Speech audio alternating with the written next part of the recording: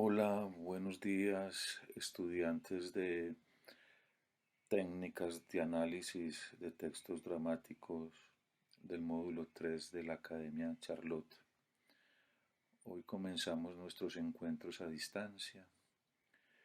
Yo no diría pues que son completamente virtuales, pero sí que son a distancia.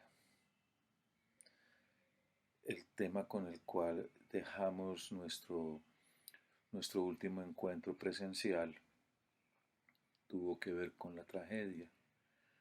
Y habíamos quedado en que ustedes, en el capítulo de la tragedia del libro La composición dramática de Virgilio Ariel Rivera, ustedes iban a elegir en grupos una tragedia, un texto de una tragedia que está en el listado de allí para empezar a analizar.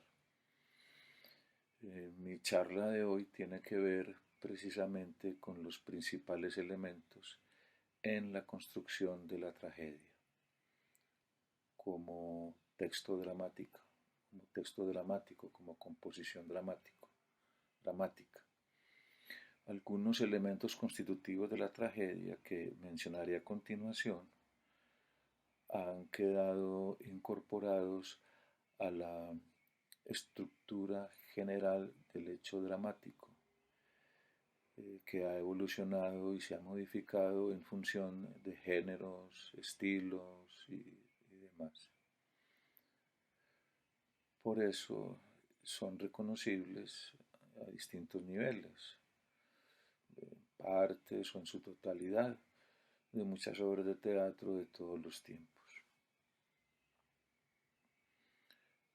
Arrancaré o iniciaré con el elemento que se denomina la caída del héroe. El hombre excepcional y arrogante, héroe que se presenta muy seguro, envidiado por todos, como Edipo en el comienzo de la obra Edipo Rey de Sófocles.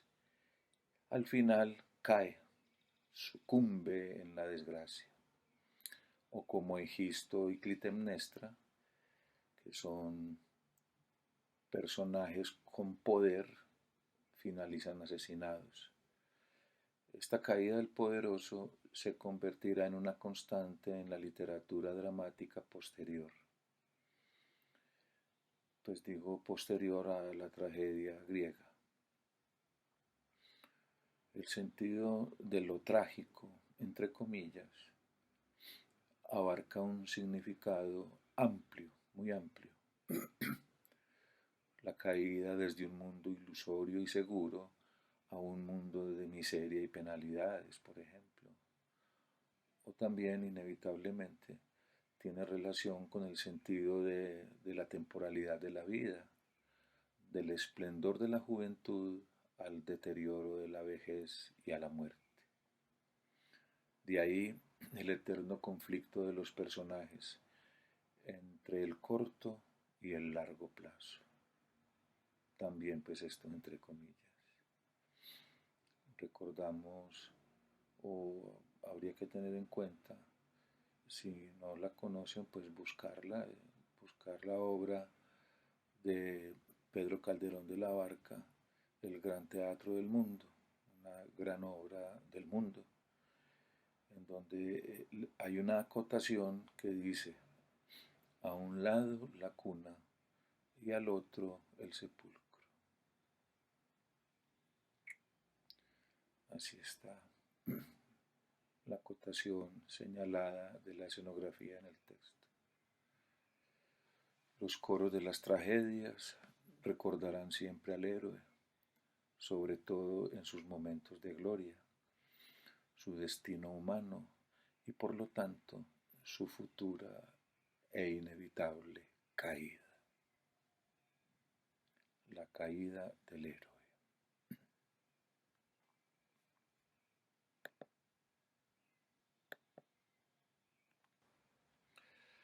El segundo elemento que quiero compartir es el que se denomina la incomunicación entre los dioses y los hombres. Esta es una idea, digámoslo, vertebral, medular, transversal del sentido de lo trágico. El hombre religioso necesita comunicarse con sus dioses y lo consigue al tener fe en ellos. Cree en lo que no ha visto. Esto es la sustancia de la fe, según explica Miguel de Unamuno en su libro El sentimiento trágico de la vida. También, según Santo Tomás, la voluntad participa de alguna manera en la fe. Dice Santo Tomás, la fe en el hombre religioso es cosa de la voluntad, es un movimiento del ánimo hacia una verdad práctica, hacia una persona, hacia algo que nos hace vivir y no tan solo comprender la vida. Esto dice Santo Tomás. De esta forma, el hombre religioso encuentra su lugar en el mundo. El hombre racionalista, que es posterior al mundo griego, intenta vivir sin dioses. Sin embargo, el hombre trágico vive como en una especie de situación intermedia. Necesita de los dioses que participan de su mundo, pero no se puede comunicar con ellos. Georgi Lukács nos dice sobre este tema acerca del hombre trágico. Lo voy a citar. Dice Georgi Lukács: espera de la lucha entre las fuerzas adversas un juicio de Dios, una sentencia sobre la verdad última, pero en torno a él el mundo sigue su propio camino, indiferente a las preguntas y a las respuestas. Todas las cosas se han vuelto mudas y los combates distribuyen arbitrariamente, con indiferencia, la derrota o los laureles. Nunca más resonarán en la marcha del destino las palabras claras de los juicios de Dios. Su voz llamaba a la vida a todo el conjunto, pero ahora debe vivir solo, para sí. La voz del juez ha enmudecido para siempre. Por esto el hombre será vencido, destinado a perecer, más todavía en la victoria que en la derrota. ¿Cómo les parece?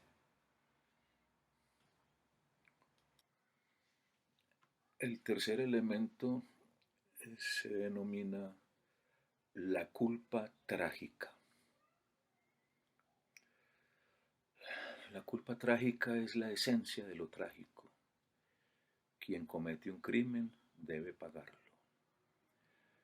Pero como ya se ha apuntado antes, entendido en un sentido no psicológico o cristiano, que dice que se paga en el interior lo psicológico o en la otra vida la parte cristiana.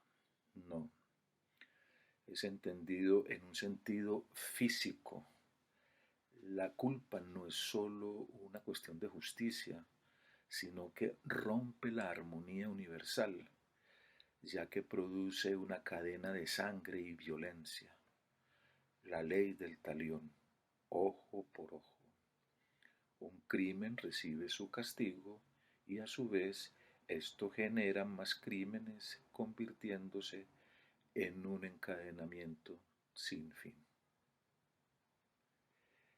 En la trilogía de Esquilo, que se llama La Orestiada, se puede ver el desarrollo de una de estas cadenas de crímenes. La culpa arrastra a todos y produce el caos en el universo.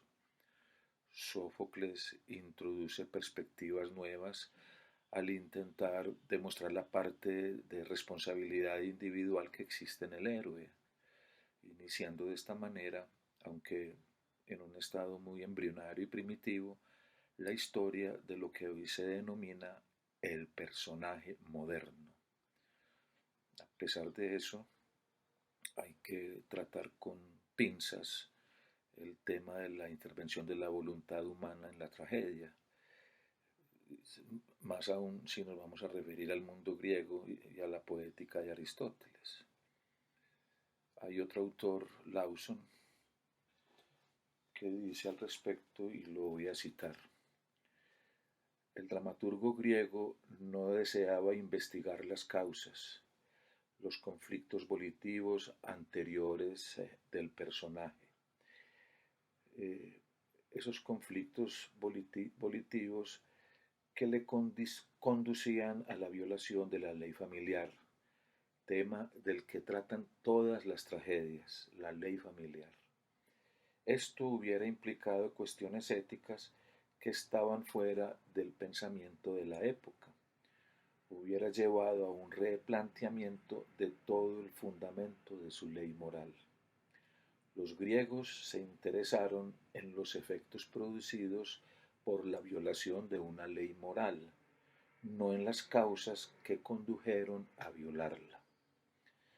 Aristóteles no captó el papel de la voluntad humana, dice Lawson, que coloca al hombre en conflicto con otros hombres, consigo mismo o con la totalidad de su medio. Enfocó el cambio de fortuna como un hecho objetivo y descuidó su aspecto psicológico. Aristóteles comprendió que el personaje es un complemento de la acción, pero su concepción del personaje fue limitada y estática. Aquí entramos en el cuarto elemento, que tiene que ver con lo que habíamos dicho al principio de los elementos de la construcción de la tragedia. El cuarto elemento se denomina la búsqueda de la verdad. Es un mandato, o ese mandato que dice conócete a ti mismo, respondería a la necesidad apolínea de ordenación y armonización del universo. La gran tarea del héroe trágico consiste precisamente en esa búsqueda de la verdad, aunque no es consciente de eso cuando comienza la tragedia. Al iniciar la tragedia, el héroe no es consciente de que su tarea es buscar la verdad. Su orgullo, su orgullo en el esplendor de su poder le hace cometer errores de responsabilidad al no aceptar su limitado conocimiento. Y vuelve el ejemplo de Edipo. En Edipo se está creando, es decir, Edipo se crea su propio destino negativo cuando al inicio de su obra muestra su orgullo y su desmedida fe en el poder. Por eso no basta con querer la verdad.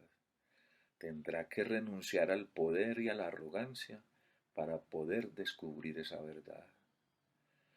No encuentra respuesta a sus preguntas, porque esas preguntas exigen un cambio de vida y una mirada, aunque sea dolorosa, hacia dentro de sí mismo. Igualmente en el ejemplo de Edipo, es solamente el ciego Tiresias el que conoce y vive la verdad.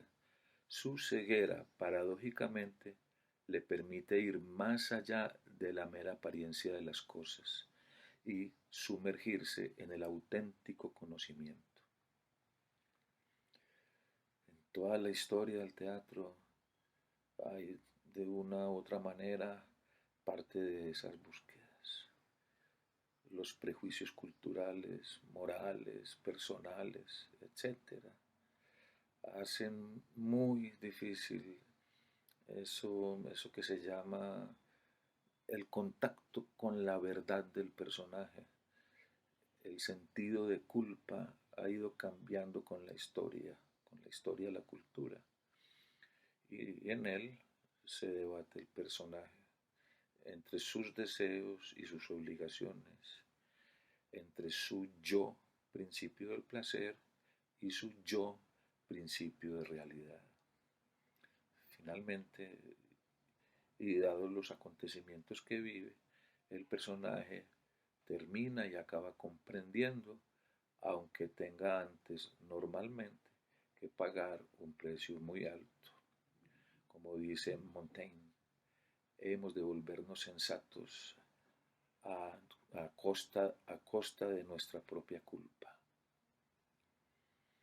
Tenemos que volvernos sensatos a costa de nosotros mismos.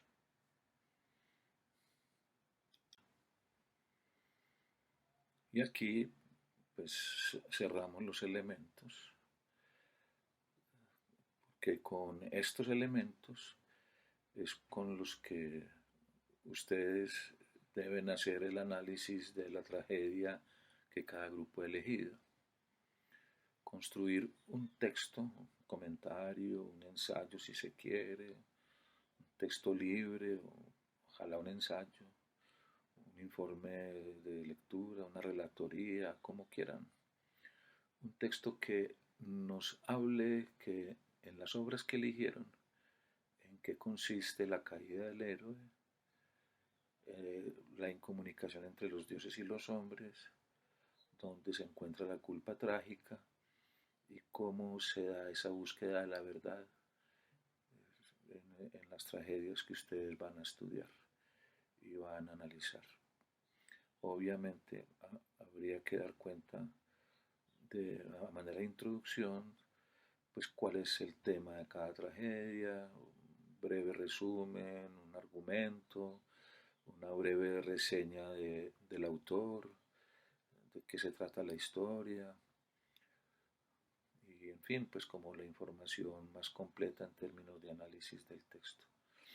Entonces, hasta aquí quería compartir con ustedes este momento para que sea el trabajo, para que arranquen hoy ustedes este trabajo. Y yo estaré pendiente en el chat para cualquier inquietud o cualquier pregunta para tratar de resolverla o si no, averiguarla. Que tengan un feliz día, muchas gracias y bueno, de nuevo cuídense mucho.